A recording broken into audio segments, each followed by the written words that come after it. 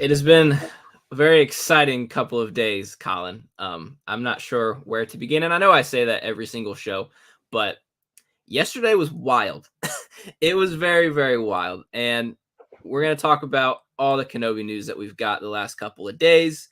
We're gonna try to probably end the show with the trailer because that's like the big thing to discuss. But yesterday was interesting, and we were talking about this a few minutes ago, but everything kind of came out in pieces, right? Like very early yesterday morning, we get the official Obi-Wan Kenobi Twitter, and the first thing they post, of course, is "Hello there," right? And everyone's freaking out, like, "Oh, this must mean we're seeing something today." We didn't know exactly what. We did know that there was going to be an investors meeting, so we had an idea that okay, we might see a trailer towards the end of the day because it started at 1 o'clock Eastern time. But in between that time, we're like, man, what is going to happen? And they just kept giving us stuff, right? So the Twitter is made and created. Hello there, and then everyone's commenting and freaking out. And then like maybe an hour later, we get the Entertainment Weekly cover with our first good look at Obi-Wan in the costume. He's got his saber.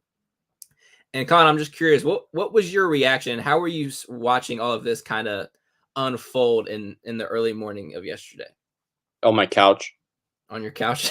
with my phone waiting to go to work, and Yeah. then like literally leaving like the second it was over to go to work. It was so weird. It was just like, "Hello there. Okay, here's the article," which kind of had stuff that wasn't like too shocking, kind of more just like atmospheric stuff. Little shot of Reva, uh, but it wasn't until that trailer hit and short, nerdy, hobbit-looking Bob Chapek was like, "And here's the trailer." And I was like, "Oh shit, here we go. He's just gonna run it. Here we go." And yeah, On the same call that he declines to like that they denied a vote to be more transparent about their political giving. They're giving us the Kenobi trailer, but hold on. I was like, "Oh, here we go." I knew it. The second it was all depressing at the top. It was just like an anime episode that's super slow for the first 10 minutes. And then the back half is going to be all action packed. That's how I knew. The second Chapek stepped up, I was like, all right, let's get through this hype video. And then boom, bang, bang, bang, bang. That was pretty cool. They even released some stuff that they didn't even talk about, like just Disney wide in general. Like, I thought that was really weird. Like they mentioned Pinocchio, but then the Disney account started posting the photo of Tom Hanks and Pinocchio, and I was like, you guys couldn't show that? Like, it was really weird because I do own $10 worth of Disney stock. Oh wow, man, the big bucks.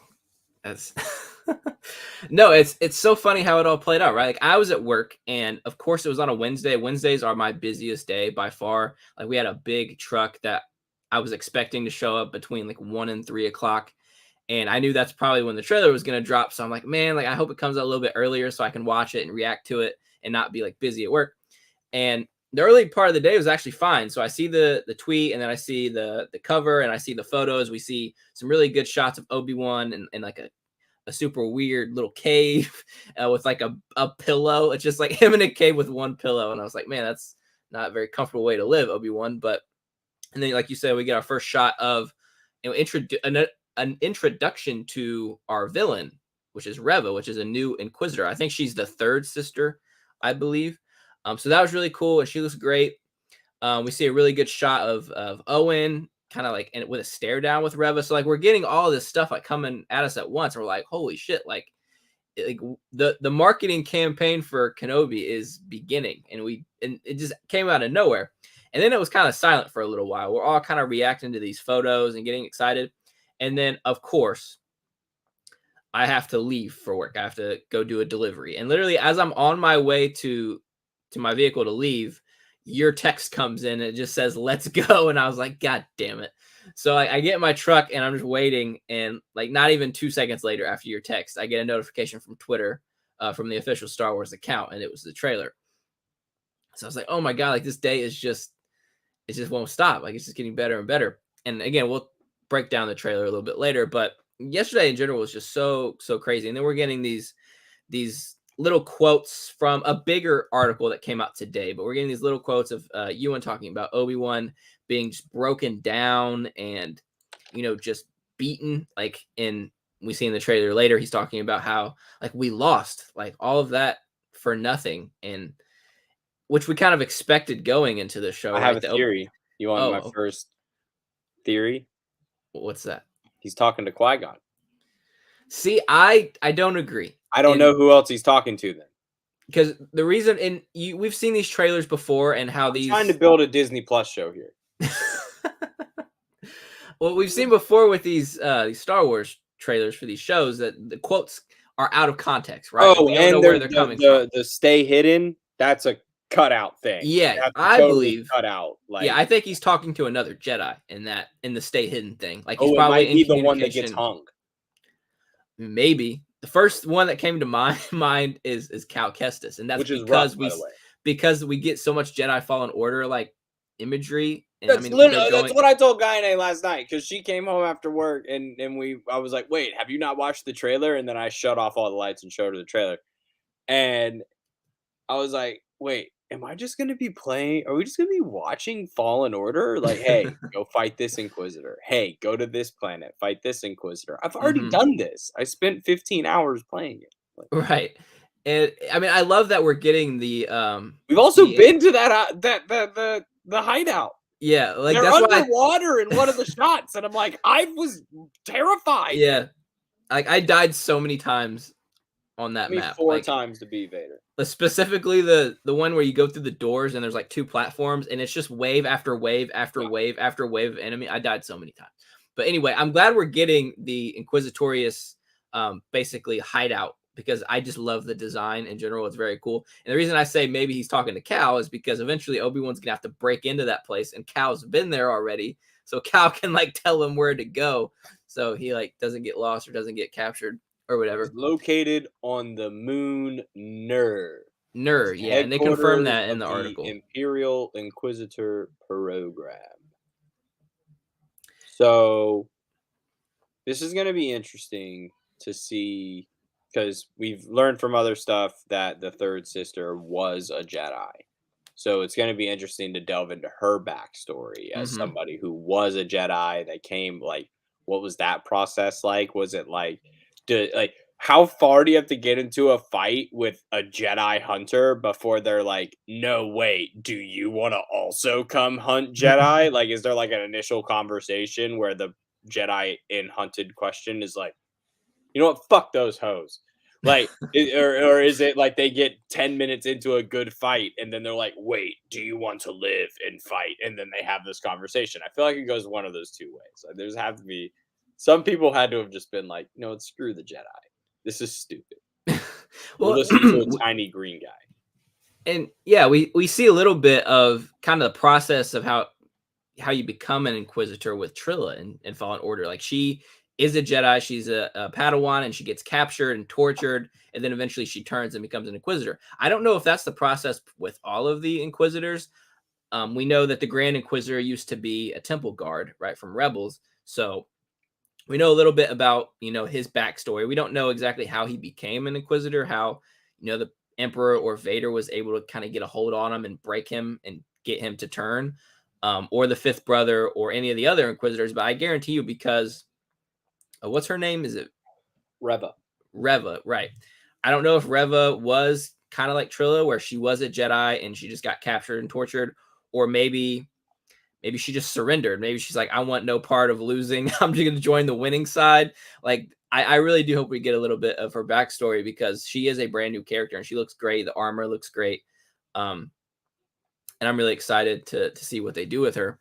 But I want to talk a little bit about this article that we got today, because yesterday was, the first cover and then all these photos and the trailer, obviously. But today we got a big, giant Entertainment Weekly article with interviews from Ewan and Hayden, kind of talking about their, I mean, not a lot because it's Star Wars, but kind of talking about how they came back as friends, and they had this whole like chat in a park. Like, Ewan and Hayden hadn't seen each other like physically in close to 20 years, and they just met up at a park and just talked for hours and hours, just catching up. and it warmed my heart to know that like these guys are still like buds, you know. Okay, so I want to challenge us because Okay. I've read all these quotes now. You pick one, then I pick one, then you pick one, then I pick one, and we talk about it. Okay, yeah, sure. Because I got a So Ewan is talking here about kind of returning, and uh he said, quote, they just said, look, we've read that you said you'd be happy to do it. We just want to know if you mean it or if you're being polite, because we're thinking that if you could be an option, but we want to know if you're in or not. And he said, absolutely, like I want to be a part of this.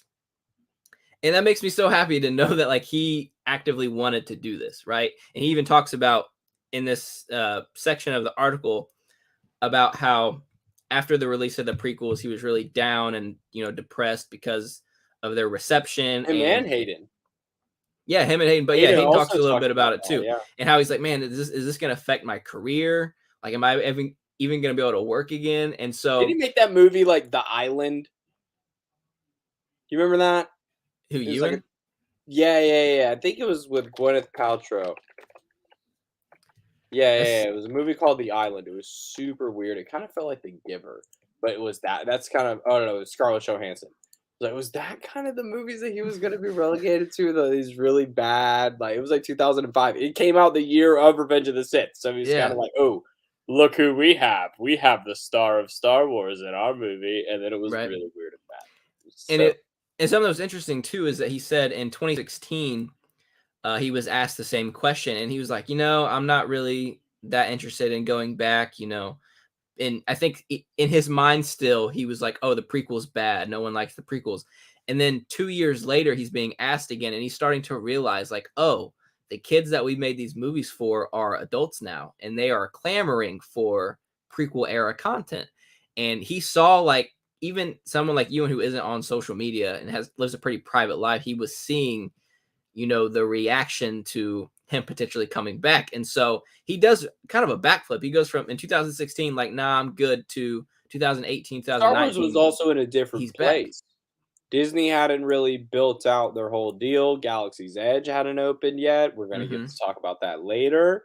Right. Um, it just it's so weird because you couldn't look at it. There was no path for him in 2016 to look at Star Wars and say, "How am I going to come back? Like, what are you guys going to do? Make a movie?" Like, it wasn't really, people were suggesting Kenobi a Star Wars story, but that was kind of it. It was kind of around Rogue One when that was getting kicked up. And then suddenly all this other stuff starts to come out and it's super successful. And he's like, wait, people don't hate me? And it's probably hard to break that mental shit of like people hating something that you did and just thinking that you want nothing to do with it. As my Right. cat dives into bed, he shouldn't be diving in. And they actually get into that in this article real quick about how it was originally supposed to be a movie. They had a script ready to go, but then after the reception of Solo, how it did poor at the box office for a number of reasons, and so they shelved it. And they're like, no, we're not ready to do another Star Wars story type thing quite yet. And then Bob Iger was really pushing Disney Plus, and Kathleen says in this article how like her mind kind of shifted on the idea of Star Wars storytelling. And so they brought that script back and basically turned it into a mini series. And then Ewan has known about this for years and years, but just could never confirm it. And then in 2019 at D23, they finally got him on stage and confirmed that they were doing it. And then between that time and them shooting, they hired a different script writer and changed some things up. By that time, Deborah Chow's now on the project. So this project has gone through many different versions and different stories, like scripts in general. Like it's been a journey to get here, and to hear the excitement that Ewan has and Hayden has, like it's just got me even more excited than I already was. I think a big point here is what you said, and something many people have said, is that the people who were kids when their movies were coming out are now more vocal Mm-hmm. than when we were kids. So this is our Star Wars getting a little continuation. Gen Xers, you got your Boba Fett show. Right. We can talk about whether or not they fucked that up or not at a different date. But well, we've kind of already talked about it. Yeah, we've talked at length about that show. I don't ever care to watch that ever again. Book of Boba Fett? Yo, there's no part of me that's like, yo, let's watch that again, aside from the 2 Mandalorian episodes. No, I think I would definitely watch it again. I don't know if it'll be like in a yearly rotation like all the other movies and shows are. God, no, but no. I think going into Mando season 3, I will most definitely watch it again. Here's just to kind of catch my brain up, like, oh, this is where we are. Here's where I would realistically have to get in with Star Wars fans, like real Star Wars fans like us, who can sit here and talk about different arcs of Clone Wars and Rebels and stuff. Mm-hmm. Rank your favorite Star Wars storylines, and by that I mean everything from Clone Wars 4-episode arcs to movies to everything. Dude, that would Tell take me if Book of Boba Fett is in your top 25. Okay, in your top 25. I'm being real serious about this. I could probably get 25 things, and that includes the 4 episodes of Visions I haven't finished yet, that I haven't seen, and I would put those 4 above the story. I mean, I totally hear what you're saying, and I don't want this to shift into that show. No, I hear you. Point being is that this is an opportunity for a different side of the fandom to have their shot at satisfaction. Mm-hmm. Kind of get what Star Wars want. has sat here and listened to people for enough time, sit here and bitch and moan about we want a Boba Fett show. Okay, cool. Here's your fucking Boba Fett show. You like it? You don't like it? Whatever. Oh, we want Obi-Wan Kenobi. Okay, cool. Well, Ewan finally agreed. We're going to pay him a Brinks truck with 2 Brinks trucks worth of cash, and then you're going to get your Kenobi show. I hope it's good. I hope it's good, and I have a feeling it might not live up to expectations. Oh, no. Colin, don't do that. We just got the trailer. We're supposed to be, like, excited and jazz hands, and let's go. I've already seen all those characters except for one. I've seen all those Rebels characters do some wild shit. If they don't do the same wild shit in this TV show better not be look at the spinning Inquisitor lightsabers and how cool they are. This better be look at these motherfuckers flying around, like dead ass flying around on lightsabers is what I want to see. Like I want to see the don't hold back of these dudes going all out. And please, for the love of God, put Sarah Michelle Gellar in this show. Please. She is right there. She could play the role. That could be don't even make it season 2. Like or make the Inquisitors. Sorry, I'm writing an EW article for like 4 months from now when the Inquisitors show is greenlit. And then we just get a live action remake of Rebels. I mean, I told my brother after this trailer came out, it really is like if Revenge of the Sith and Rebels had a baby, right? Like we got the 5th brother, we got the Grand Inquisitor. You mentioned Sarah Michelle Gellar. I believe she's the 7th sister. The 7th sister. I don't know if we're gonna have the entire Inquisitorius show up because there's like a lot of them running around at this point in the story. Oh yeah, they all would have definitely have been sitting in that room of the shot of them underwater at the base, but there's only 3 of them sitting in the room, and I can't figure out who the 3rd one is. I think it's a new one, like the one sitting like at the table with her like. Yeah, that's a new one, I believe. Okay. We know that Trilla, she's dead. Someone's gotta die. Some of these people have to die. Well, we need to build up ones that we know don't live through Rebels, so there have to be some introduced that's why there's new ones, so that they can get. I don't think I'm already forgetting Reva. Is that right? Yeah, Reva. She'll probably die, right? Because we don't see her in anything else. We know that 5th brother survives. We know the Grand Inquisitor survives. We know that the 5th sister, the big like the thing looking Inquisitor. I think she dies in Fallen Order. I think Cal kills her. It's not confirmed, but he messes her up pretty good and throws her off a cliff. But anywho, do you have a quote that you'd like to share with the class? Oh yeah, with Ewan dropping his lightsaber. Dude, that was so good. That was so fun. Him and Hayden's back and forth during that interaction. Great. Awesome. I'll read the back. I'll read there's 2-part quote. This is coming from Reva, her actor Moses Ingram says, The actress had nothing but nice words to say about Ewan until the moment in which she initiated the second biggest rematch of the century between Ewan and Hayden Christensen, this time off screen, when she said the following. I forget what scene we were shooting, but Ewan was doing something, and he dropped his lightsaber in the crevice between the volume and where the stage ends. And he was so embarrassed. He was like, please don't tell anyone I ever dropped my lightsaber.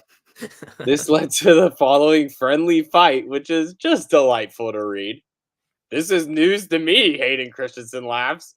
You mustn't listen to it, McGregor shoots back. It's all hearsay and rumor. She's just trying to one-up Obi-Wan. All of those lectures, though, Ewan? Yeah, I don't remember that. I think she's making that up, insists McGregor before pausing. Okay, I might have inadvertently let it slip. Maybe. Christensen's elevation now knows no bounds. It's shocking news. I don't believe I know how much regard Ewan has for his lightsaber, so it's fully hard to believe. By this point, McGregor knows that regardless of what is said and will happen on screen, this is one duel of the fates he cannot win. I do remember, I said. Please don't tell Hayden, because I used to give him so much shit every time he dropped his lightsaber. All I can say is it's been a while for Obi-Wan. He's not the man that we once remember. And if indeed it might have slipped out of his hand and rolled across the stage and into a ditch, it's only because he's not quite where he used to be, but it's coming back. That's so good. Incredible stuff. All of that is They're just good. having so much fun. This is like, it's like your 20-year reunion and you didn't have your 10th. So you're just cutting the fuck up. Like, you're like really cutting up. Not that I know. Like, I might go to my 10-year high school reunion this year. Like, but imagine going to your 20th having not had a 10th. This is kind of what it's like for these guys. They're showing back up to summer camp and they're like, hey, you guys want to play with laser swords? Sure. That sounds like a great idea. Let's play laser swords all day long. And I'm just happy. And it does seem like Reva and Obi-Wan are obviously going to go saber to saber. Interested in how he's going to deal with the fact that they can fucking fly. Right. Like this is such a hard thing for me to grasp. Like the fact that like Kanan and Ezra had to deal with like they can fly. It's low key. They can fly. It's not even low key. It's no cap. These folks can fly, and Ewan's gonna be like, they didn't used to do that. That's a new one. Like, get me the hell up out of here. Let me get on my sucky straw nose horse and ride away. It's funny. Before this trailer came out, and we knew we had an idea at least that the Inquisitors were going to show up. I was like, okay, there's no way in hell that they do the helicopter lightsaber thing. Like just them like doing the spinny thing. I'm like, they're just not going to do that. Like it doesn't make sense. It's not practical for live action. And then in the trailer, we see the Grand Inquisitor do it. And then, okay, I'm like, okay, but they're definitely not going to fly. Like there's no way they're going to fly, right? That's the other thing. That's the straw. That's the last straw. If I see one of these things fly, it's over. The show is going to be great. It's going to be fantastic. And it's going to be awesome. I don't think they're going to fly. I think that's a step too far. I just don't think. Damn, I was gonna say we could bet like a blue milk on it because I'll be in Galaxy's Edge, but I'll be a Galaxy's Edge before the show comes out, unfortunately. Oh man, you're gonna enjoy that blue milk, but personally, I think the green milk is just a tad better. That can be our segue to the actual trailer talk if you want. Okay, yeah. Let's just get it done. So the trailer happens at like 1:00 yesterday, and I will say it wasn't an underwhelming trailer. That's not the word I would like to use, but it's a very typical Star Wars. But they're also pulling back. I think Disney's learning some lessons. Because if I'm Disney, I'm fairly confident I had a different trailer before I saw that Batman movie that came out last week. I love the Batman. Like as a movie, I fucking love it. Like from top to bottom, that movie is amazing. Same. It is Seven. It is Zodiac, but Batman is Morgan Freeman and Jake Gyllenhaal put together somehow. It's absolutely incredible. And every single action shot was in the trailer. I know. Every fucking one of them, except for like 10 steps of him walking up to the Penguin after the car chase, which when Mhm. he unnecessarily leans down into the Yeah. car. I'm like, what the fuck are we doing Yeah, here? Did you yeah, guys that not was like edit this out? that This was is kinda silly. it was kind of silly. We're in here for 2:47, bro. We're in here for 2 hours and 47 minutes. You got bruh peeking into the car. Like, chill, chill, chill. I don't think we saw very much that was important. I It was very I quick. Every have a shot was very very quick, firm right? feeling that we are going to see some very threatening shit in the form of Reva being in the square of whatever, Mos Eisley or Mhm. wherever that town is. And Owen has Luke and she can sense something. And it's gonna be a very tension filled moment of like, oh fuck. There's gotta be something where Obi-Wan's off planet where he almost fucks up. Mhm. We should make ooh before the show starts, we got 2 months ish, 2.5. We'll make a bingo board of things we think are gonna happen. And then we'll catch up and see if they hit, like Obi-Wan dropping his lightsaber or Anakin being naked in a Bacta tank. Oh, that's happening. That's definitely happening. I mean, we see in the Hayden even talks about in one of these quotes about how um like they asked him like, are we gonna see you like in the suit, not in the suit, or in the back to tank? And he's like, I don't know. You have to wait and see. Like we're definitely gonna see like what we saw in Rogue One, like that of It wasn't him, even like him, so he the didn't tank. even know how to talk about that shit. Right, like that wasn't Hayden in that scene, but we're gonna see that scene again, but it's gonna be Hayden. Like we're gonna see his face and he might talk or whatever. But no, the trailer. Um, the music. The music is what got Okay, me. what did you say? Because I'll say what I said out loud. You had to have said something out loud when Duel of I Fate said played. the music. I was like, oh, the music. No, like it Okay, moved well me to I said, tears. "Fuck me up." Like I was It ready. was a surprise. It scared me. I was like, oh, we got, Obi-Wan walking through the desert, which we kind of predicted him with his Only little thing that would have been camel better thing. is if it's a panned reverse shot of Obi-Wan riding a speeder through Tatooine. And then it's a reverse of Anakin from Attack of the Clones. Oh, yeah. That would have been That lit. would have been cool. That would have been pretty sick. But Okay, no, Deborah and Duel of Chow, the I'm gonna Fates give just you your comes job. out of nowhere, boom, and you're like, oh, this is what we're doing. And then it's a lot of Inquisitor stuff. Like, shout out to Matt in the chat. Couldn't be here today. We said the trailer was Inquisitor centric, and I'm here for it. No, totally. Like, it was a lot of Reva, we got 2 shots of the Grand Inquisitor. We got the Inquisitorius with them all at that meeting table, and 2 of the most useless stormtroopers I've ever seen. Um, and then quick shot here, quick shot there, and then Obi-Wan looking up at the sky, and then that's the end of it. So I mean, it was a great trailer, but I feel like the music elevated it to a point where I feel like that's the only reason I'm going back to rewatch it. Like I know what I'm seeing, I know what I'm expecting now, but just the music itself is just like, God, they nailed it. Like we got Duel of the Fates, Battle of the Heroes, and Anakin's what's that track called? Anakin's something deeds. Like basically the scene in Revenge of the Sith when he's on Mustafar and he's crying. Like all like 3 just very important soundtracks to Anakin we see in the Obi-Wan trailer. I thought that was kind of ironic. And then obviously at the very end we hear Darth Vader breathing, of course. Like how many trailers have they ended with Darth Vader breathing? At least 4, right? At least. Like they've that's kind of a thing to expect now with Lucasfilm trailers. But anyway, I think they um, learned their lesson though because it didn't give a lot away. it didn't. Because I love that I'm like looking to the last 5 seconds of a trailer, like, okay, you showed me the card. Are you going to show me something else? Hmm. Right? And they haven't done that thing where they show you something else and they're going to give it away. I think so. Marvel always gets the jump. Just can't help it. Marvel just always gets these extra opportunities. They had enough time to work out WandaVision, Falcon Winter Soldier, to figure out what would work on Loki, right? We've really only had 3 seasons of Star Wars television to figure out what works. And I Mm-hmm. think, even though I said I don't, it could be bad. It's just I don't want it to be watered down Rebels, where I've seen this wild stuff. So that's where my skepticism comes in. But where I'm hyped about it is that it looks really good. It looks like it's shot in the same like lens as Solo. Mm-hmm.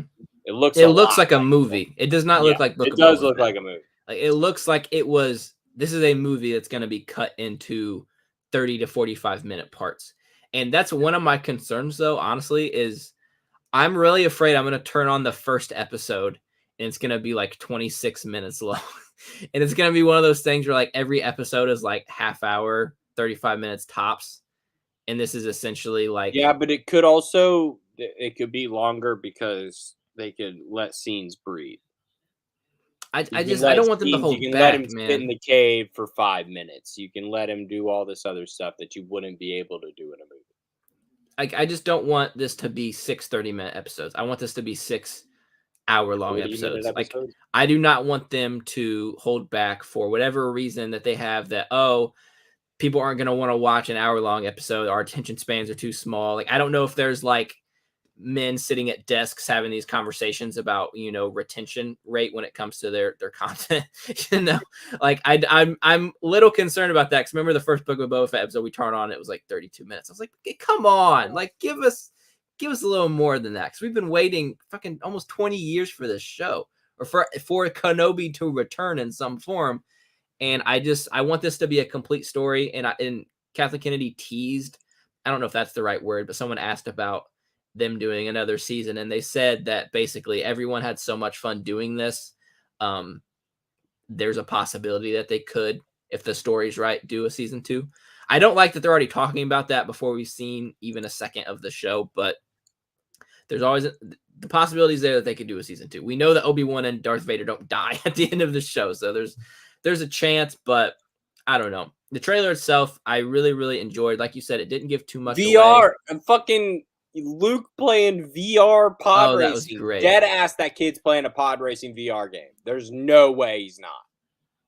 He's sitting there putting boat thrusters out, Right? and then his uncle looks up and he goes, "Oh shit, here he goes," just like his dad, gonna go out and win this family enough money to buy a farm. Or dream of it. I was like, I can't believe that this little Luke kid is gonna get some screen time. This is crazy, man. We're gonna Dude, that was watch my this favorite show. shot. That was my favorite shot of the whole trailer, was Obi-Wan seeing Luke playing, like being a kid, right? Like that moved me. Like everything else was great, exciting, awesome. The Grand Inquisitor looks a little off, but there was only 2 quick shots. I'm sure it's something we'll get used to throughout the show, so it doesn't bother me as much as it has bothered the internet the last 2 days. But no, that shot of Luke playing, it's like, that's the guy that's gonna save the galaxy one day. Like that just, and Obi-Wan is his protector. Like he has one last mission, and it's protect that kid. Maybe he doesn't know at the time the potential of this kid, but we know. And so that scene in the trailer is so important. And I'm very much looking forward to the context surrounding that scene and how much interaction, if any, him and Luke have. But that's important. I'm interested in the family dynamics of Owen, Beru, and Luke and Obi-Wan. What is their relationship like at the beginning of the show, and then what's it going to turn into by the end of the show? Because we know that Owen's not an Obi-Wan fan by the time we get to the events of A New Hope, and there's even a few scenes in a comic book where Owen and Obi-Wan go at it, basically saying like, leave this kid alone. We don't want you around. You're going to be a bad influence. And so I'm curious how that relationship develops in this show, and how it ends. That's very interesting to me beyond everything else that we're going to see. I'm learning just like the weirdest history about shit. I had no idea. Do you know who Darius Ambrosius is? I do not. Darius, later known as Darth Ambrosius, was a human male who survived the Purge and would become an apprentice to Darth Sidious. Darius was inducted into the Jedi Order at a young age and was taught by Master Amanel. After Amanel was killed by the third brother, Darius avenged his master by killing the Inquisitor. However, the third brother cursed Darius before he died with a strange dark side magic that placed Darius in a perpetual state of internal conflict with the dark side and himself. The Emperor sent Ambrosius on many missions, including hunting for R2-D2, killing Obi-Wan Kenobi, and searching for Luke Skywalker after the destruction of the Death Star. Yo. Palpatine would later replace Ambrosius with Ezra Bridger, another fallen Jedi. Yo. I don't know where any of this info came from, aside from looking up the third brother and getting it wrong. Like, I was looking up, who's the guy with the pointy hat? Not the third brother. But then I just went on this rabbit hole of Wikipedia, and I'm like, what the fuck? I would imagine that's probably legend stuff, but I mean, But how? If it mentions Ezra? Yeah, I don't know. I've never heard Darth Darius before. No, Darth Ambrosius. Oh, okay. I don't know who that is. Very interesting though. No, it might be the old Republic stuff. Maybe.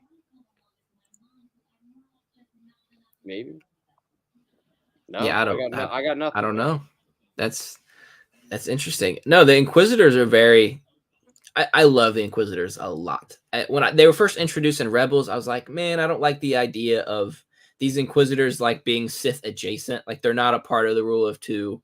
They're basically just like pawns, just like for the, for Palpatine and Vader to use to just do their dirty work. Like Vader doesn't have time to go hunt every single Jedi. So let's take these Jedi that we've corrupted and warped their brains to go hunt them for us. And the more I thought about it and the more content we've gotten, especially with Trilla and Fallen Order, I love the idea of the Inquisitors. And I'm curious and I'm excited to see more, right? And I know people, again, have been complaining about the transition from, animation to live action with the fifth brother and the Grand Inquisitor, but it doesn't bother me. I think the character being in this show is more important than it looking absolutely perfect, Like, I'm glad that we're using them instead of, pushing them to the side and not using them at all. You think that's Sun Kang? Yeah, the fifth brother is Sun Kang, yep. Is that confirmed? Because they didn't confirm that in the article. Yeah, it's confirmed. Oh my god. That's such good. Oh, that's very cool. Yo, so he looks good. He looks really good. The trailer. Reva has a shot where her lightsaber is just in her hand. Mm-hmm. Not a Tron lightsaber. Nope. So she has not. Maybe she's not a full Inquisitor yet. She's not quite at the ranks of you get spinny cool lightsaber.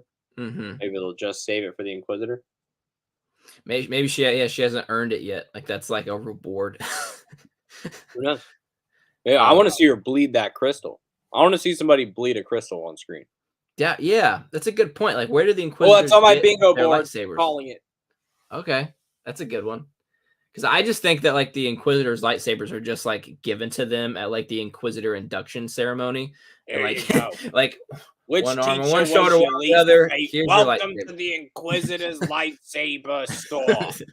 Who was your least favorite teacher in the academy? We got all their dead lightsabers here. Take your pick. Anyone? Mace Windu? Sorry, we couldn't find his. couldn't find it. Oh, that's funny. Robot Chicken swept it away. No, I love. That's a deep of a cut. Have you not watched the Star Wars Robot Chicken episodes? I haven't in a long time. It's been the guy who says it starts out with he's sweeping and he says a body drops and it's the Emperor, or no, it's Mace Windu, and he goes, "Can't wait to get that transfer to the Death Star."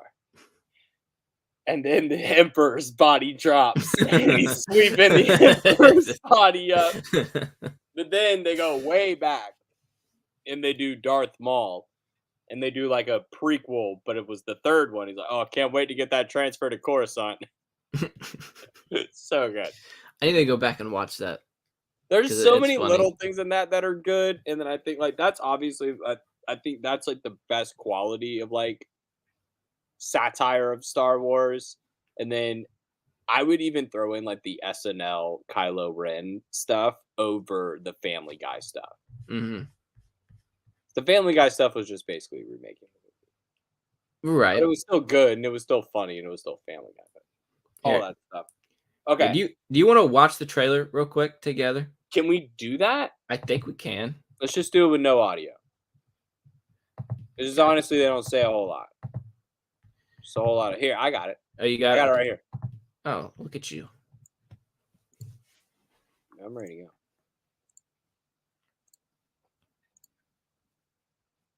Am I sharing the audio or not?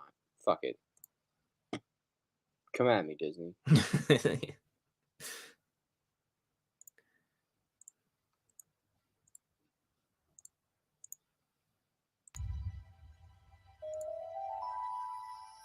Oh my god, he's on Tatooine. Holy shit. Can we leave this? I can't believe we're going back to Tatooine. Like, it's great going back to Cali. Like, yeah, I months. fucking get it.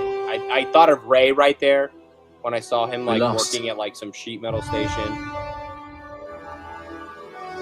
Is somebody right there with him? No, I think that's his goggles. Like, the ones that he picks up to look at Oh, Luke. that's Luke. That's Luke. That's Luke's house in the distance. Yeah. Yeah. Okay. Wait. Skywalker Ranch, if you will. Sorry. I love all of this. Okay. Mark Zuckerberg, take note. This is what VR goggles will eventually look like. This is your final form. This is what you will get. Or he's just using his imagination and just playing like a kid. I don't think he has to Oh, have wait, VR. you're totally right. He could just have he looks like his dad with the goggles on. Yeah, I think that was the idea. Is that Obi-Wan I sees this totally kid and is like, blew "Oh that my up. god, that's Anakin." Like that's Man, little Annie, the first time I met that little boy. Like that's him. Nothing gets over my head. My reflexes are too quick.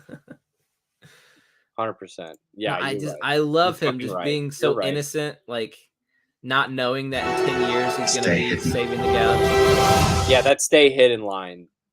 He's talking to a Jedi for sure. He's talking to Qui-Gon and it's cut out. No, he's not. Why would he tell Qui-Gon to stay hidden? That's what. Are you listening to the words that are coming out of my mouth? I'm telling you that the audio is cut from a sentence. Oh, okay. Look, listen back to this. Listen back to this and tell me if you don't think other words are on the other side of both of those words. if you get what I'm saying? No, I hear you. Stay hidden. Who the Okay, fuck yeah. Stay hidden? Yeah. Like what? Like that doesn't say like it. There's nothing leading to it. There's nothing after it. It's just stay hidden. Like Right. No, yeah, that audio was definitely chopped up. Questionable. No, I think you're right. Okay, folks. Dude, every time it's just so good. Like, it sets the tone immediately. That's like, okay, so I couldn't come up with a good metaphor last night, but like if you're at like a country bar and like honky tonk but donkey tonk comes on, the whole place goes crazy, right? Yeah. And like if you're at a nightclub in Atlanta and Welcome to Atlanta where the players play, fucking just starts bumping on the sound, like everyone's going crazy. If you're at Comic-Con and you're at like, some nightclub and they got a DJ, they're working in some Star Wars EDM. And this shit drops. This is the drop. This might be the best thing John Williams has ever done in his entire life. Yep. I can say that.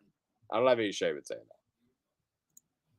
And I love the sand effect there. The key to hunting Jedi. Right there. I was like, oh, hey, I've been there. Yeah, that place fucking sucks. Mom, look. It's, what do we call it? What's the planet? Nur? I think it's Nur, and that's the... We are the knights who say Nur. That's a real stupid Fortress name. Inquisitorius. Sorry, I just gotta call them out. It's real stupid. Yeah, the Fortress Inquisitorius. It's like underwater. It's so sick. Yo, that is like when I looked that up on Wikipedia and I saw Fortress Inquisitorius. I was like, holy shit! Like, that is so dope. Right? It rhymes and everything. It rhymes. Like, oh my god, that is so cool, man. It's so cool. Okay, here we go. This patience. Okay, pause. Okay, hold on. Pause it. We gotta talk about This it. patience Okay. It does not. Okay. Like someone said that they cast Kevin Feige. Shut the fuck up. Just shut up. That's rude. That's rude. I said the lighting was bad and questionable. He does not look like Kevin Feige. It's like turns out he's not producing his own movie. All right, if we're gonna be rude, we're gonna be rude for a second. He looks like Zordon in Mighty Morphin Power Rangers, the movie. That's what he looks like. He looks like Zordon laying there dead. Right? Yeah. Zordon's laying there in his fucking bed or whatever. Yeah. That's what he looks like. He looks like Zordon. That's a good one. I'm gonna meme that. That's my meme. If anybody takes it, I'm mad.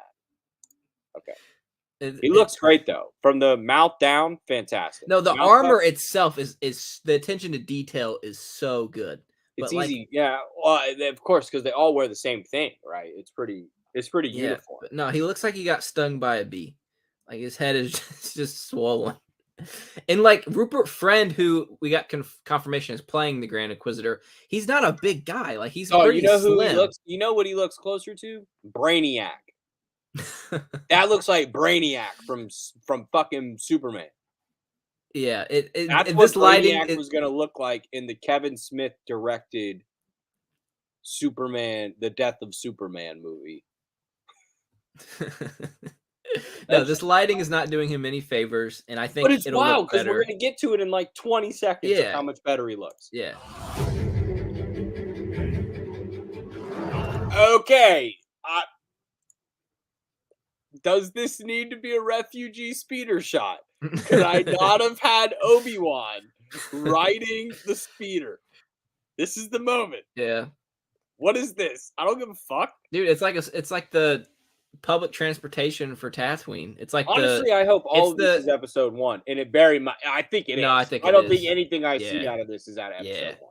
No, this is him running errands, right? Like we see him at like a shop and another scene, him buying some stuff. He's got his little camel animal thingy, like he's walking around. What I think is happening here is this is homegirls. Yes, yeah, 100%. Very uncomfortable. That is a perfect word. Yeah. A perfect word. My dude is uncomfortable in that outfit. 100%. I think you're gonna have Reva, the third sister, on her first mission. And there will be rumors of Jedi activity surrounding Tatooine.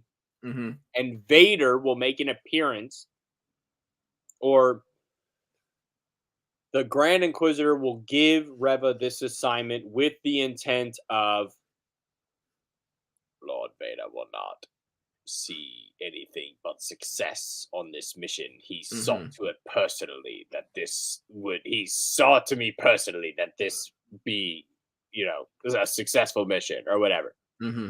And that's what gets Vader's interest in Tatooine again. Oh, see, I don't think so. I think we're in for a cottonmouth situation from Luke Cage, where I don't know if Reva makes this 3 episodes.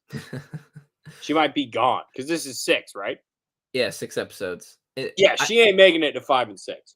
Well, we hear in this trailer the Grand Inquisitor talking about how the Jedi Order is like an itch, like they can't help themselves. So the way I see it, Obi-Wan cannot help himself. He's trying to help people in need as discreetly as possible on Tatooine, and then the Empire gets word of it, and so they send Reva to go investigate, but they don't know that it's Obi-Wan.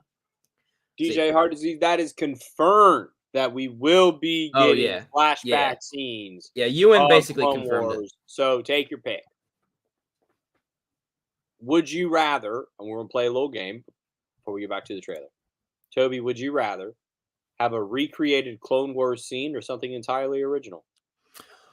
Ooh, okay. I'm gonna throw a curveball and say both. And that is the scene that they never used. It was done in animation, not fully, but Obi-Wan and Anakin at a campfire. So shortly after Ahsoka leaves. Yes. And Anakin's like, I can't believe she left. Why would she leave? Like, I failed her. Why didn't she leave? You were her master, dipshit.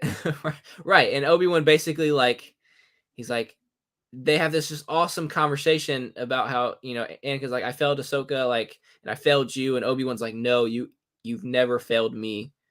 And you've not failed me up to this point, and you never will. right? Like they just have this awesome brotherly moment. And I think if Can we you were to put see that on your that, bingo board? I'll throw that on my bingo board. Yeah, I think we might not see that exact scene word for word, but we will see a variation of that scene and a flashback.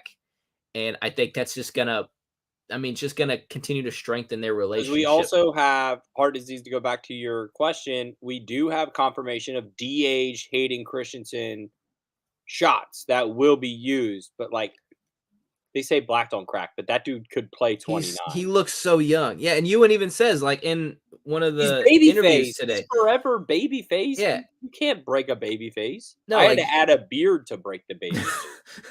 like Ewan and Hayden have aged so well. And Ewan even says in the interview, he said that he looked across the stage as they're getting ready to film and that he sees Anakin and I'm Obi-Wan. He's like, it's like these 20 years never happened. Like the 20 years in between, They look great. They like he said, like that's awesome. So that confirms that we're getting a flashback of some sorts, and that's just so exciting. But I hope we don't see that in the trailer. Armor. They're gonna be wearing their armor. It's gonna be so Absolutely. sick. All right, ready? Yeah, let's go. Jedi The Star cannot Wars help Greyhound. what they are. Okay. Bringing back nightmares from Jedi Fallen Order. Okay. All that whole place is going to flood. Like, y'all. So, like I said earlier, months. I don't know where we're at in this time frame. We'll eventually find out. The But two most eventually, useless that joint stormtroopers is going to fucking flood. And that is not a safe place. I feel very nervous. But we look around and we see 1, 2, 3, 4, 5 chairs at the table, right? You see Reva coming in. You have the fifth brother and the unknown Inquisitor over here on the left side of the screen. Yes. Okay. Welcome to the list of people who are going to die in the show, Unnamed Inquisitor. I bet this one dies quick. Undone by Obi-Wan Kenobi. She might be the first shot across the bow where it's like, oh, we'll send her out. Murked. I guess we'll send somebody else out. Right. I hope he like injures fifth brother at some point. But he's got his Tron lightsaber. She's got her Tron lightsaber. Mm-hmm. Reva doesn't. Yeah, maybe that's just a personal choice. No. If everybody's got the cool toy, you want the cool toy. Don't play these games with me. I don't know. I mean, why? Yeah, maybe she just doesn't trust it. She doesn't trust the she hasn't got the physics of the helicopter lightsaber. Like she's like, nah, I don't need that. Like I don't need this flashy toy. Like I'm good in my own. Like I'm confident in my own skills. Neo. I'm the one in the right. Yeah, she doesn't need that silly, fancy lightsaber toys. And like I said, the two most useless stormtroopers of all time. Like what are they gonna do? Like if shit hits the fan, like what are they gonna do? They're gonna be running for the early hills. predictions. Anyone in those stormtrooper suits? No, no. No, and no. I would say people, no. Those are just extras. No, those are just extras. But yeah, that looks incredible. I love everything about the fortress. I like that it's still intact after it got flooded in Fallen Order. No, this hadn't happened yet. This is after Fallen Order. What? Yeah, because Fallen Order. So this is Trilla's replacement. Yeah, that talk about Trilla all pretty much. Shit. Yeah, Fallen Order was. Trilla, I think me and Toby are gonna have like heart palpitations. I think Fallen Order is like 3 or 4 years after Revenge of the Sith, and this is 10. So yeah, Fortress Inquisitorius has been rebuilt, and Trilla's been replaced by Reva, is what it looks like. 5 years after the event, so this has been 5 years since Fallen Order. Yes. So that's why I say Cal Kestis could show up. Hey, look, bro, we know he ain't the Joker anymore. Right? Shout out Barry Cohn. I didn't love that. I didn't love that. No. Okay, here's why you didn't love it. Because the movie that you watched didn't need it. Right. But I'll tell you why it needed it. No. Hold on. Oh, God. We're shifting into Batman talk for a second. Toby, I'm going to fix the movie. Hold on. Movie you love. I'm going to fix a problem you have with it. I already know what you're going to say. That's an end credit scene. No, it's not. That's what I'm going to say. Oh, okay. Sorry. The scene comes directly after you see Bruce choose Gotham. Mm-hmm. Why does Bruce need to choose Gotham? Because the Riddler and the Joker and the evil and the infestation are going to continue to hypen up, and the city needs him. That's the way I'm visually choosing to see why we cut back to that, even though we now know that Matt Reeves had shot a scene very much akin to The Long Halloween, where Batman goes and visits the Joker as a former adversary for help, which is akin to what Nightwing just did in the last season of Titans was Scarecrow. No, I hear you. I think they could have easily made that scene an end credit scene and it would have fit perfectly. But the reason I say I didn't need it is did you watch the end credit scene? Yeah, I saw. I mean, it wasn't really a scene, but it was something. But no, my complaint is that I'm kind of jokered out. Like I'm kind of jokered out. Yeah, I don't need the second thing on my movie. Well, I hope it was setting up the Arkham TV show more so than it was setting up another Batman movie. I'm way cooler with that. Mm-hmm. Right. I like this detective story, and I want to see more of that. I want to see a Court of Owls detective story. I want to see, just right, you know, we can have a whole other 5-hour. No, we can't. I mean, I've been dying to talk about this movie with you, but shit, Court of Owls would blow my fucking brain. Yes, what I'll say is I don't need the Joker. What if Hush? We've had so many Jokers. Hold on. I'm good. What if Hush is running the Talons? It could, yeah. Because they did. Matt Reeves said he loves He Hush. showed his dad, Thomas Elliott, he was the reporter that was reporting on the Waynes and all that shit. Okay, let's get back to fucking. Okay, so here we are. We're in the Inquisitorius, Cassatorius. the Cassatorius Fortress. Okay. Yeah, this shot. What the fuck? Who's hanging? Yo, what if that's Cal? Don't tell me that. No, it's not Cal. See, I think this is supposed to like make you think that this person's like hanging. It's like an old hanging in like a Western. I think that Reva's like holding this guy up, like with the Force. Like this guy's like getting choked out. Oh, good call. In the Star Wars sense, yeah, she's on the other side instead of being hung. Camera. Yeah, I think he's being choked out by the Force, not being hung. Ooh, that's smooth. Yeah, I think that's a little more Disney friendly. I don't know if public hangings is appropriate. Anyway. Oh, you're right. There you go. See, yeah, like, and God, right? Like, look at Owen, man. He's like, bitch, get off my planet. Oh, the shift. Oh God, the music, so good. Leaves a trail. Okay, we're going to Hong Kong. So that's cool. Star Wars Hong Kong. I think it's Dairo, or is the name of the planet. Is that right? New planets. I love it. I love the neon. Haven't seen a lot of neon Star Wars lately. It's been mostly desert. No, but this is very cool because this reminds me closer to like the club atmosphere of Attack of the Clones. Mm-hmm. Jedi business. Go back to your drinks. Right. Yes. Coruscant. Yes. The Jedi code is like an. Okay. Am I gonna say it or are you gonna say it? Now you can say it. Who is that, Toby? That is one of the most badass Game of Thrones characters, low key, that I love. But who is she playing? Oh, okay. I see where you're going with this. No, I don't think so. You don't think so, Toby? Don't play games with me, bitch. I think she's new. She's new. We don't gotta have every established character show up. Like, this can be a new Imperial officer that we've not met yet, and that's fine. She looks great. Who's It's not Governor Price. No, the other lady. The other lady. The one that shit. I keep forgetting her name. Brennan. The one.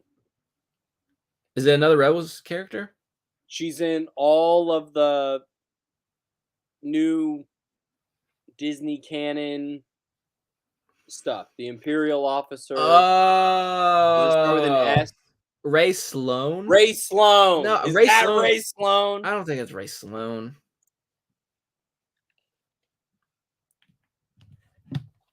Sure. I'm pretty confident that's not Yeah, Ray because Sloan. Ray Sloan is very black. Never mind. Yeah, I was gonna say, like, is it Ray Sloan black? Yeah, I just looked at the hair of the picture and I was like, we would have a lot of appropriations people coming after this fucking Sam Viper. Right. I love her though. No, she looks great. She looks great. Itch. Okay, so there's our second shot that I haven't seen. Here is the second shot of this other Inquisitor. Did Yeah, not she's notice that dead. before. She's gonna get killed in like the second Oh, episode. this scene. I think it's this scene. Definitely this scene. Because if you want to think about it, we have not seen Reva in the shots in this town square. We've seen her above. Right. So maybe she's more recon on the mission. He cannot help it. I love that line. They can't help themselves. Like, they have to help. He cannot. Okay, so Obi-Wan's off planet. Confirmation. Off planet. You guys happy now? I'm happy. I no more Tatooine. After this show, I'm good. I'm good. I don't need Tatooine for a minute. I might never need Tatooine in a Star Wars story. Another desert planet. Jakku, Tatooine.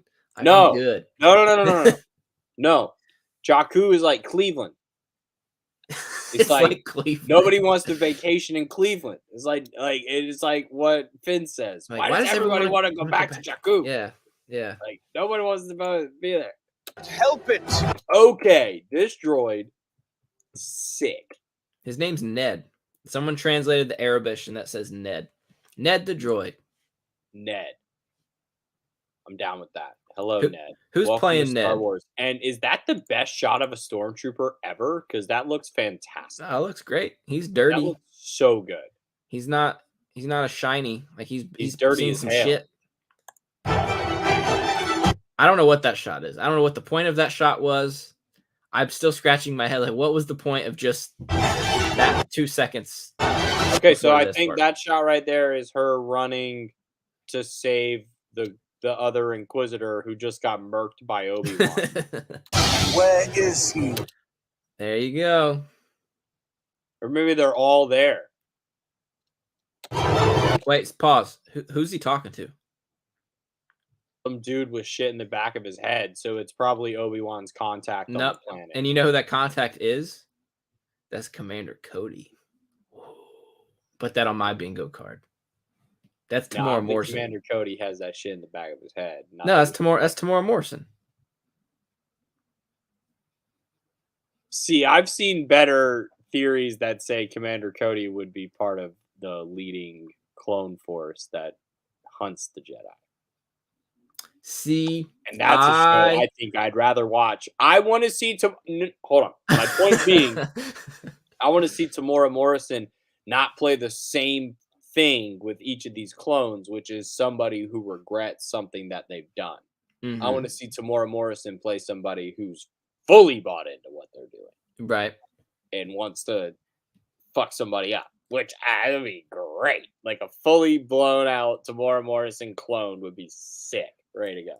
No, I think that's Cody. I'm not even joking. Like, I think that Cody and Obi-Wan by this point are buddies. I think Cody had his run in the Empire and was somehow converted. Maybe that's a Bad Batch story. I don't know. But I feel like Cody belongs in the show. Like he and Obi-Wan are clearly good friends, and not only the Clone Wars, but Revenge of the Sith too. And Deborah Chow even says in one of these interviews that like they were pulling from the prequels, like they were pulling from everything that they deemed necessary. DJ Heart Disease, you're an amazing follow, and thank you for your participation today. Thank you. This is the best thing you've said all day. Yes. If Matt was here, he would have spontaneously combusted by now. He probably would have blocked you from the channel. No, he definitely would have. But no, I think this makes a lot of sense. I think Cody and Obi-Wan are in communication. It even looks like him. You're kind of. It even looks like his head. I've been staring at Tamora Morrison's bald ass head for the last 3 months, and that he was literally like Morrison's head. It would not be hard to get Tamora Morrison right now. Like he was literally just there filming in the volume at Skywalker Ranch. Like this is not a difficult thing for them to pull off. And he's joked about playing other clones in the future. The volume is not at Skywalker Ranch. The volume's in LA. Isn't Skywalker Ranch at LA? No, Skywalker Ranch is north of San Francisco. Oh, which is you right. 8 You hours right. away. You get what I'm saying. Like where they film all this stuff. Like Yeah. they're all relatively close proximity. So Tamora Essentially, it's Morrison is ILM LA is what it essentially right. is. Okay. But no, I think that's Cody. I think the Inquisitor is trying to get some information from him Okay. about where Kenobi. No, it looks better there. Okay. All right. This is where I'm like, is that really Soon Kang? Yeah, that's him. All right, I kind of see it now. It's the body. It's the tall body. I can't look at the chest because that's all like added padding and shit. But the height, the head, the hat could be bigger. I mean, maybe, but no, I think they nailed it with Tiki. him. And I love the idea that the fifth brother, played by Soon Kang, an Asian actor, walking around an Asian-looking city. Like that's very consistent, and I just like that. I don't know if that was intentional, but directed by Deborah Chow. I love the representation already. A black male or black female for the lead villain. What the fuck are those? Escape pods, maybe. Who That's is that? such a sick shot. Is that Owen? No. You don't think so? Mm-mm. No, because I don't think Owen would run away. I think Owen just got the balls. He'd stand up to her, which we see. Owen just is gonna shut the fuck up. He's a pussy, and I mean, no, that's a good point. Owen doesn't want to, draw any attention Owen's to not himself. Gonna engage in anything. I wonder who this is. This might be the guy that gets choked out. Is that Benny Zafty, maybe? No, I think this is the guy that we see get choked. We don't see his shoes. Oh, right. I like this shot. That's her. Yeah, and that's like a drawing of the Jedi symbol. Yep. Han Solo. No, I think that's Obi-Wan with a blaster. Because there he is with a blaster. Yeah, because he's shooting because he can't reveal his lightsaber. Right, and I love that. Very Kanan-esque. What are those green birds? I don't know.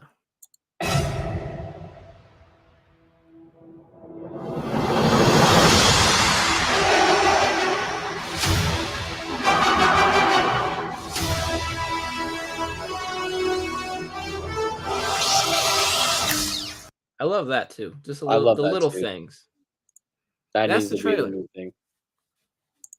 So no confirmed Captain Rex. We were just discussing Cody, which if there's Cody, there can be anyone. But I don't think what we know of Rex leads me to believe that he's involved with Obi-Wan at all. Mm-hmm. No, I agree. I think Captain Rex by this point in the story is hanging out with Wolf and Gregor on their old ATST or ATTE. Toby, we have 2.5 months to talk about this show. Yes, we do. Our thoughts of this show, our opinions of this show. We also have 2 months until I go to Galaxy's Edge. Oh, I'm so excited for you, man. You're going to love it. So, it's so good. Couldn't get a reservation at Olga's, but I've heard it's overrated. And no, I disagree. The atmosphere is not, but the things inside are. Like I mean, I only had one drink, so I've only tried one thing there. When I'm going in the morning, I'm not really inclined to like go to a place whose main thing is alcohol. No, that's fair. That's totally fair. So I didn't feel bad. And then I also didn't make a Savi's reservation because they upped it to $219.99, and you don't get the carrying case right now. Oh, well, that was a good choice. Even that aside, I think that's a good choice. And I love my lightsaber, but it takes a lot of time. $200 is a lot of money that you could spend on other things. Are you doing Rise of the Resistance and Smuggler's Run? That's the stuff that like we've decided, since we're only going 2 days and we're doing 2 parks each day, that for the big rides we're gonna do the lightning lane stuff and pay for the extra, pay to skip the line. Mm-hmm. That's wise choice. But no, man, we've talked about this at length, just texting back and forth, but just being there and just taking it all in, staring at the Falcon, just the architecture that they were able to build in this place. It's very magical. The music that you're hearing TIE fighters fly over you. It's just, I mean, they always say like Disney World and Disneyland is a magical place on Earth, but Galaxy's Edge for Star Wars fans is like that for Disney fans with the rest of the park. Like it's just being there. You don't even have to do anything. Just like find a nice comfy seat and just enjoy just the scenery. It's incredible. And there's so much stuff to buy. Like you're gonna go broke at this place, man. So I made a list of so far what I want to eat. The Batuan beef is a new like Mongolian barbecue spiced like braised beef meal they have with some potatoes. They have a poke bowl, the Outpost Puff, which is like a little chocolate little thing they got going on. And then they got specialty beer. I want the Gold Squadron Lager.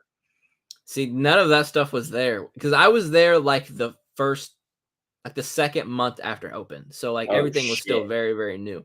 Okay. So this is the second wave of food. The food that I mentioned, there is stuff they've added in the last year. Okay. I would say get a Ronto wrap if they still have those. Breakfast thing we're going for. Ronto wraps are yummy. Ronto. I had the rib tips, like their version of rib tips. I can't remember what it's called. But they were really good. The Andorian one? It was basically barbecue ribs, right? It was like a sweet barbecue sauce and it was like purple. Right. It was very strange looking, but it was good. Like I enjoyed it. And then I had green milk and blue milk. I had green milk with I think rum in it, their version of rum. So that was good. Got a little bit of a buzz walking around the park at night. I think that's everything I consumed. Like we didn't eat a lot, to be honest. It was really hot, so I wasn't really super hungry. And then I had Olga's. I had Olga's at like 12:30. So I mean, a little too early for me to be having a drink. But Olga's is just awesome. Again, the atmosphere. Like they don't keep the door open. Like when they let people in, they close the door. Rise of the Resistance? Yeah.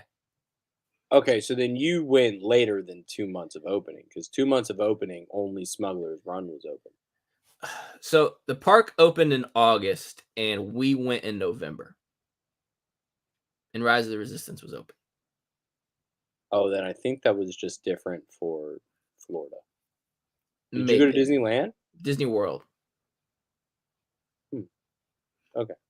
No, I mean, I don't remember exactly when Rise of the Resistance opened. I just know that it was so early on. I was literally on Reddit the night before looking at the strategies of how to guarantee to get a pass. December 5th, 2019 for Rise No. I went in December. It wasn't November. Yeah, it was around Christmas. It was the week before Christmas. Yeah. I'm stupid. So yeah. Galaxy's Edge opened in August. Okay, yeah. So So it was the same year. I just in my mind have for some reason that it took longer for them to open that up. Right. So yeah, Rise of Resistance had only been running for about a week and a half, 2 weeks before we went. So I was a little scared that the ride was like break down or something, but it didn't. And I won't spoil the ride for you, but it's incredible. It's the most incredible like attraction that I've ever been on by far. And I think Disney's confirmed it's their most ambitious and expensive attraction that they've ever built up until the point of the Halcyon Star Cruiser, which isn't even really an attraction. It's more of a whole other side thing. Do you want to talk about that? You want to talk about Halcyon? Okay, nope. Very good. I don't really want to either. That place is, I don't even know. But no, man, you're gonna have the time of your life. It's so much fun. I can't wait until they expand Galaxy's Edge. I don't know at what point they will, and hopefully soon. I think we've talked about this on the show before, but I want them to move away from it being like a sequel attraction, with First Order stormtroopers walking around. Yeah, it's totally set up for them to just replace everybody's costumes and take Batuu to a different time. Like, yeah, I would love that. What's stopping them from going to the Mandalorian time when exactly. The Mandalorian's out? That's what's on everyone's brain right now. Like the Mandalorian I'm not gonna lie, is the flagship and I'm not show. Sit here and try to. I mean, I am a Disney stockholder, so I'd like to see the price go up. But if you actually had like drops where like you could only experience this at these times, right? Mm-hmm. Like if you only had during the Mandalorian to see the Mandalorian in the park, mm-hmm. and then when Boba Fett's out, it's Boba Fett, and then all this other stuff. But they don't do any of that.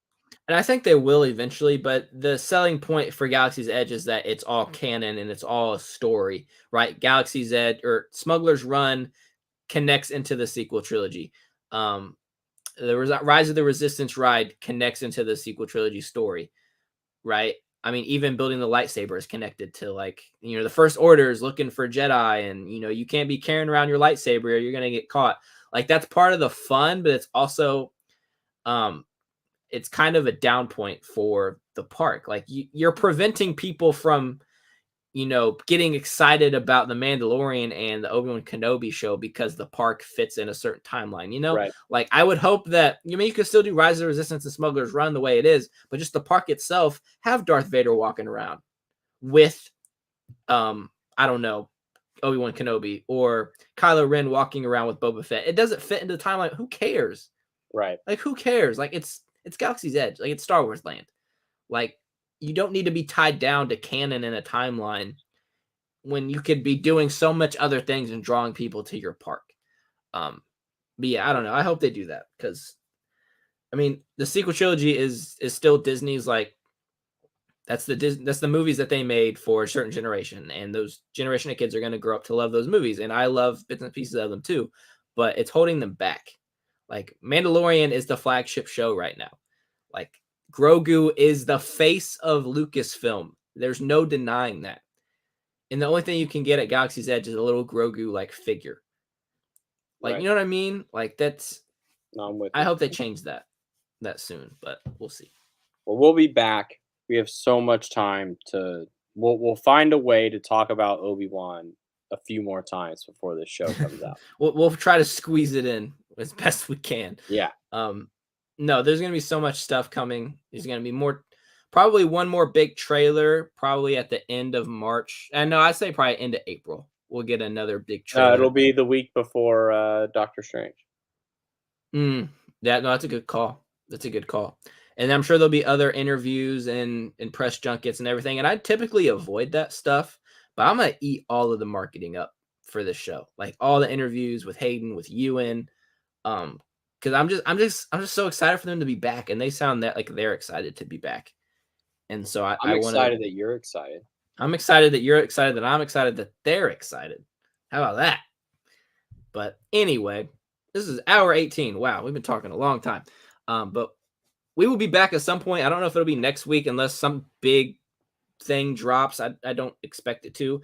We know Bad Batch Season 2, like, we're hearing whispers of that. I don't know if they're going to even touch that until Obi-Wan Kenobi comes out. Remember when people on this channel thought that Bad Batch was going to come out before Kenobi, and they were so sure? Who said that? I don't know who said that. Who said that? But yeah, we'll be back at some point. But thank you for watching. Make sure you like the video, subscribe to the channel, leave a comment, all that good fun stuff. We appreciate your support.